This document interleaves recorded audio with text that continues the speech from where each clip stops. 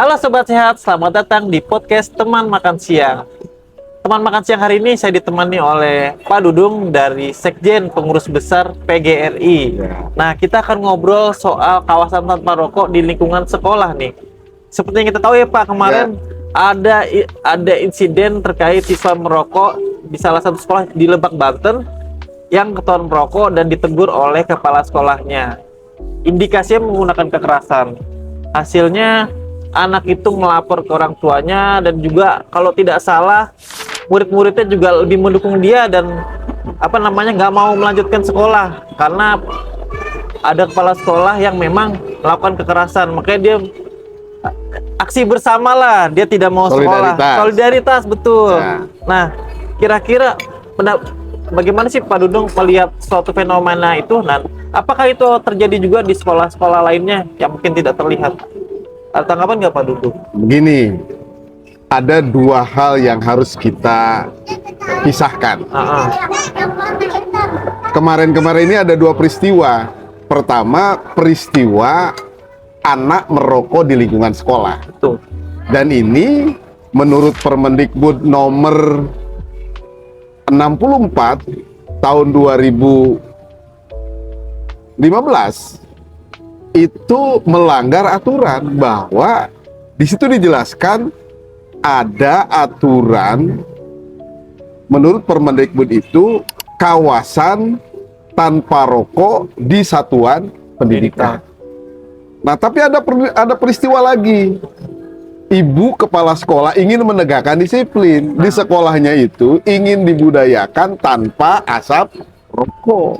Karena menurut Permendikbud tersebut bahwa di sekolah, di satuan pendidikan tidak boleh merokok, tidak boleh memproduksi, tidak boleh menjual, dan tidak boleh ada iklan-iklan, spanduk-spanduk yang berasal dari rokok. Kenapa demikian? Ini untuk mengedukasi para siswa bahwa merokok itu sangat berbahaya, apalagi dilakukan oleh oleh siswa anak yang belum mendapatkan finansial sendiri, tapi sudah berani-berani merokok. Dan menurut data ini sangat banyak, Mas, siswa remaja terpapar atau sudah merokok di seluruh Indonesia. Dari 80 juta yang merokok, itu hampir 2%-nya anak remaja. Nah, ini kami sebagai guru Persatuan Guru Republik Indonesia, organisasi profesi, menjadi prihatin. Dan ke depan harus ada penegakan, mulai dari edukasi orang tua, edukasi para kepala sekolah, edukasi para guru dan tenaga kependidikan, dan keluarga besar, komite sekolah. Ini akan mendorong tidak terjadinya ada rokok di sekolah.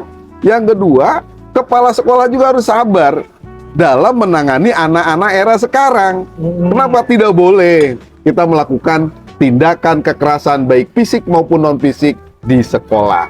Sehingga PGRI berharap lakukan tindakan-tindakan yang profesional di sekolah, sehingga anak asik, guru bahagia, orang tua senang.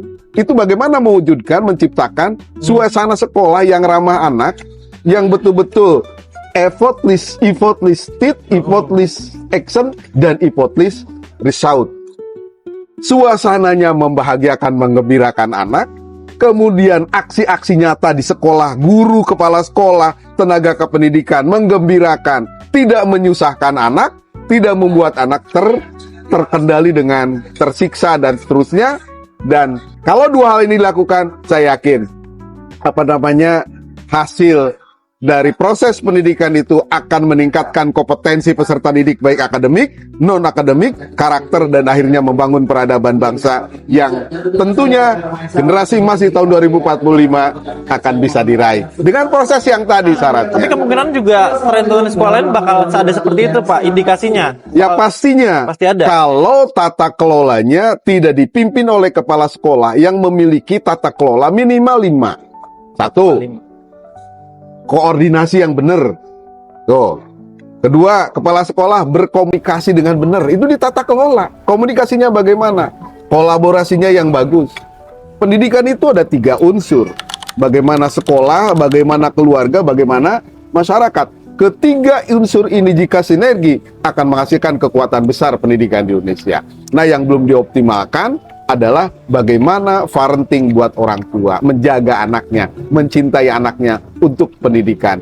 Dan terus masyarakat juga jangan lespire terhadap isu-isu atau ada hal-hal yang anak-anak kira-kira menyimpang, segera laporkan kepada pihak-pihak terdekat orang tua dan lingkungan sekolah.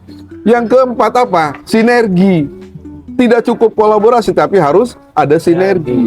Jadi tata kelola itu minimal 5 hal. Yang terakhir, empowerment. Bagaimana kepala sekolah memerankan tugas dan fungsi dari guru dengan benar, tugas dan fungsi dari tenaga pendidikan dengan benar, tugas dan fungsi dari siswa dengan benar, tugas dan fungsi dari komite sekolah dengan benar.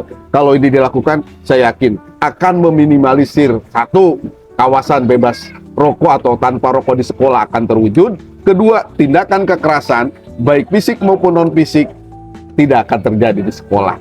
Dan akhirnya apa? Yang ada anak senang, bahagia di sekolah. Nah, tadi Bapak sudah sampaikan ya beberapa 5 poin-poin tadi.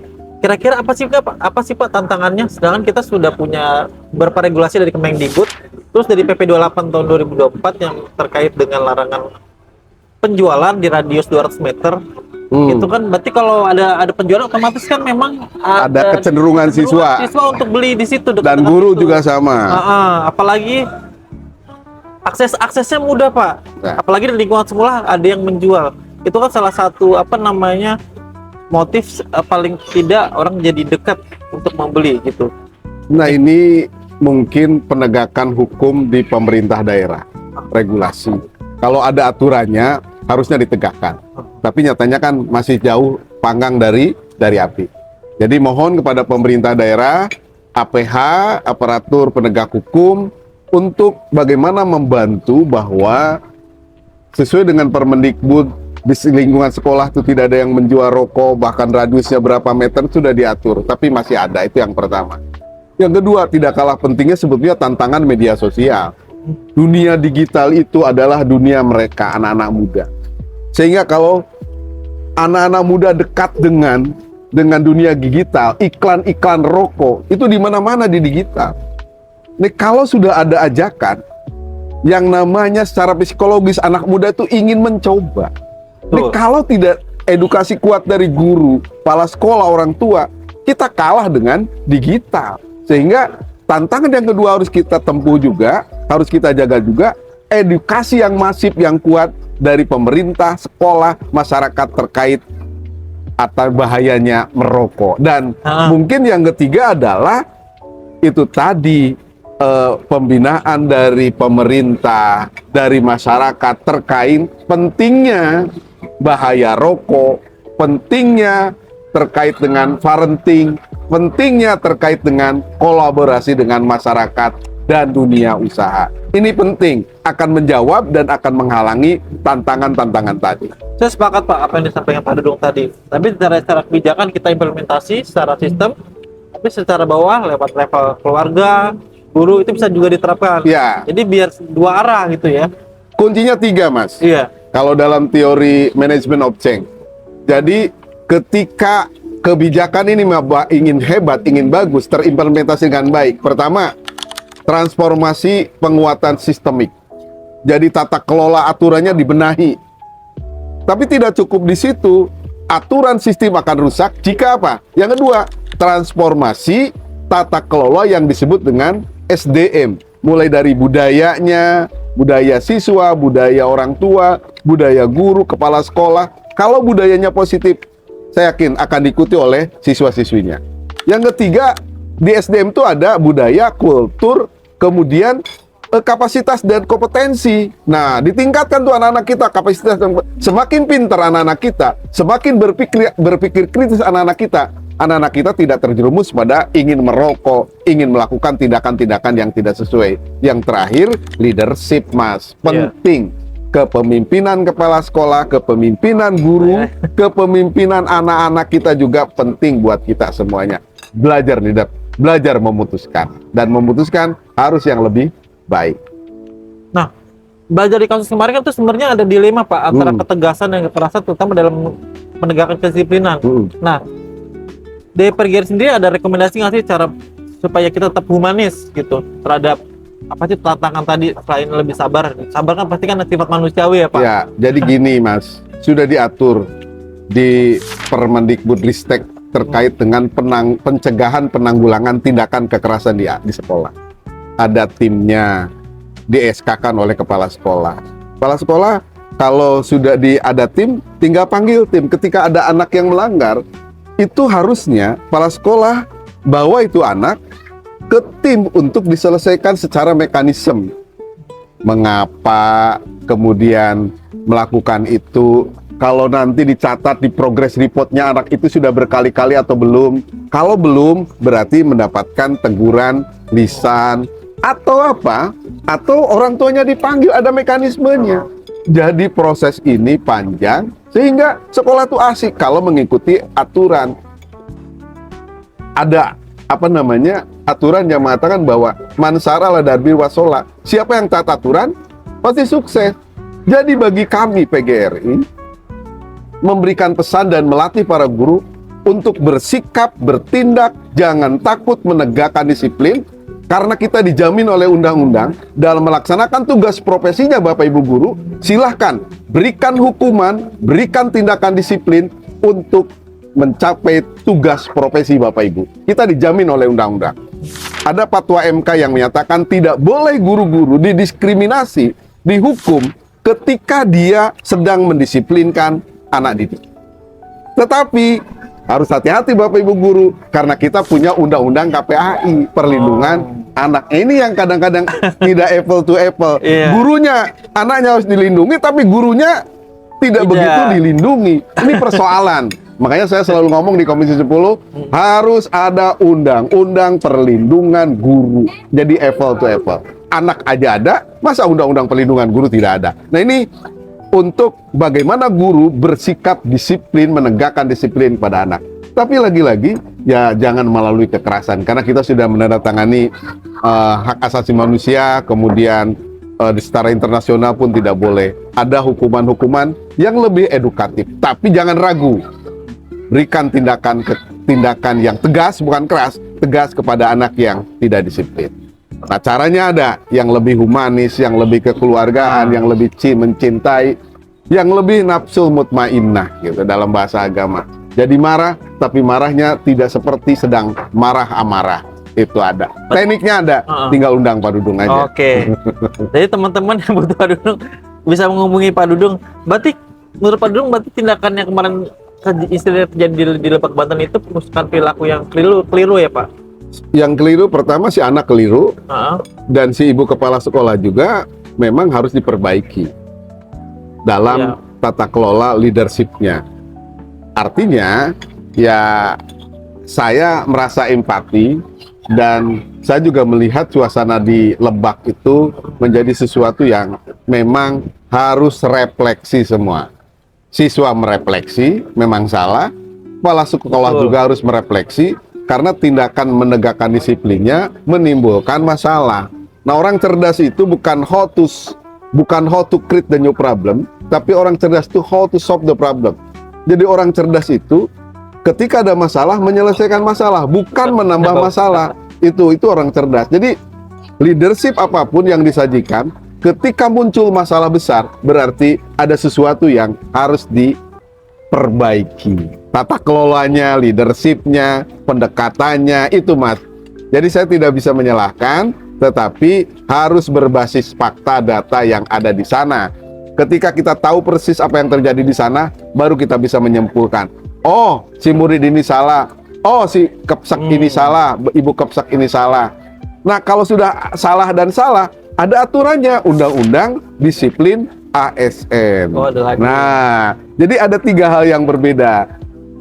Saya selalu menyampaikan pada guru-guru, jangan sampai kita melaksanakan tugas profesi kita menimbulkan masalah. Tapi harus tadi membahagiakan, bermakna, kontekstual, menyenangkan, membuat semangat anak, menginspirasi, jadi model, jadi pelajaran berharga buat siswa-siswa kita. Iya, tantangan berat itu semua untuk guru, apalagi terutama jadi role model. di lingkungan sekolah. Kalau di rumah kan orang tua ya. Ya. Mungkin Ya. ada rekomendasi terakhir Pak atau pesan yang ingin disampaikan buat apa namanya? Saat ini kan PP penerapan peraturan pelaksanaan Undang-Undang Kesehatan kan masih agak mandek ya Pak.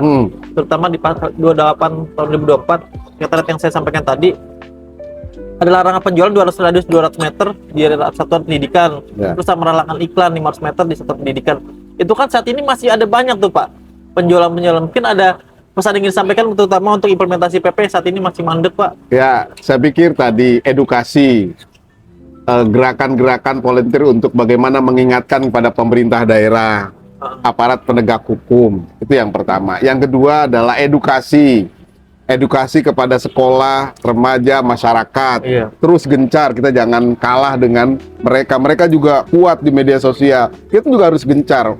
Media-media seperti ini kita harus banyak menyampaikan pesan-pesan baik. Dan yang ketiga, ya harus ada supaya jerak toko yang menjual rokok di dekat sekolah, kemudian spanduk-spanduk yang ada iklan rokok yang dekat dengan sekolah itu harusnya dicabut. Itu suka tidak suka, karena kita ingin menjaga generasi bangsa supaya generasi bangsa kita ini berkualitas dan tentunya ini sejalan dengan cita-citanya Pak Prabowo, penguatan SDM.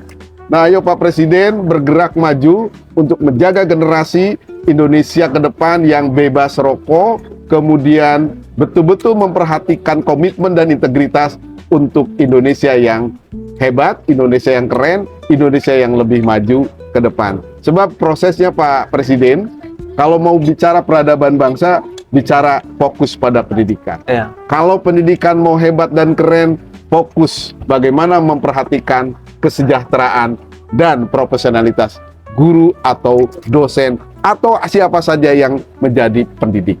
Itu pesan dari kami PGRI.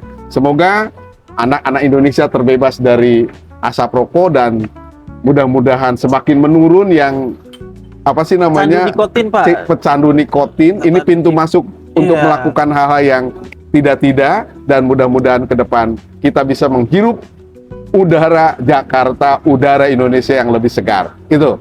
Menuju generasi emas 2045. Ya, pastinya itu. Untuk menuju bonus demografi di tahun 2030 dan tentunya generasi emas di tahun 2045. Makan soto babat di Kota Baru, rasanya enak, terasa seperti dulu.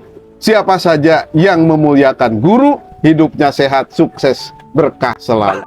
Ya, terima kasih untuk teman-teman yang sudah menonton podcast Teman Makan Siang pada siang hari ini bersama dengan Pak Dudung. Semoga teman-teman dapat insight yang baru, nambah pengalaman, dapat informasi yang memang menarik pada tema pada siang hari ini.